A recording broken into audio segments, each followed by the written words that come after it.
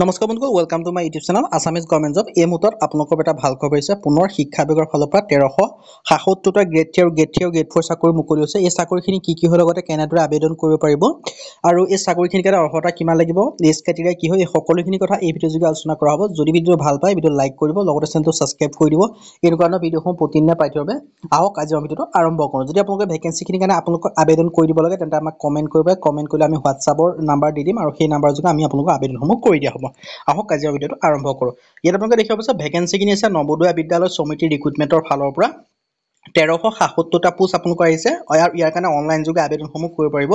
ইয়াৰ কাৰণে last date আছে 14/5/2024 মানে মে মাহৰ 14 তাৰিখলৈকে আপোনালোকে এই ভেকেন্সি কিটাৰ কাৰণে আবেদনসমূহ কৰিব পাৰিব কিন্তু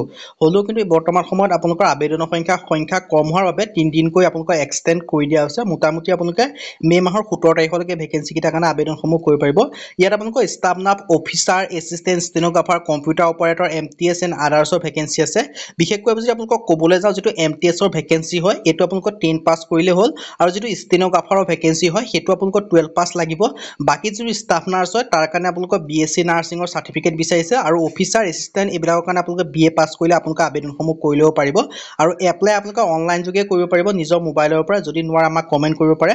ফিমেল ষ্টাফ নাৰ্ছৰ কাৰণে 121টা ভেকেন্সি আছে তেনেদৰে আপোনালোকৰ বহু ক্ষেত্ৰত বহু ভেকেন্সি আছে টোটেল আপোনালোকৰ 1377টা আপোনালোকে ভেকেন্সি দেখিবলৈ পাব এই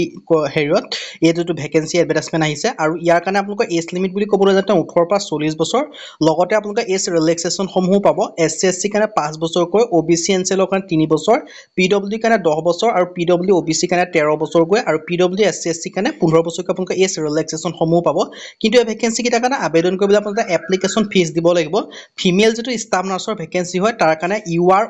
OBC EWS ইয়াৰ যিসমূহ কেণ্ডিডেট আছে তেওঁলোকে 1500 টকা বাকি SC SC PWBD কেণ্ডিডেট 500 টকাকৈ আৰু যিসমূহ আদাৰ্ছৰ ভেকেন্সি আছে তাৰ কাৰণে UR OBC EWS candidate 1000 rupees বাকি SC SC PWD কাৰণে 500 টকাকৈ দিলে আপোনালোকে আবেদনসমূহ কৰি ল'ব পাৰিব আৰু আবেদন কৰিবলৈ যেটো নৱোদয়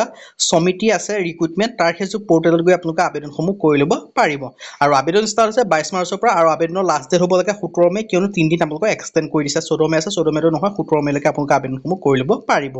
আজি ভিডিঅ' ইমানে যদি ভিডিঅ' ভাল লাগে লাইক কৰিব লগতে চেনেলটো সাবস্ক্ৰাইব কৰি দিব এনেকুৱা ভিডিঅ'সমূহ প্ৰতিদিনে পাই থাকিব আজিলৈ প্ৰতি ভিডিঅ'ত লগ পাম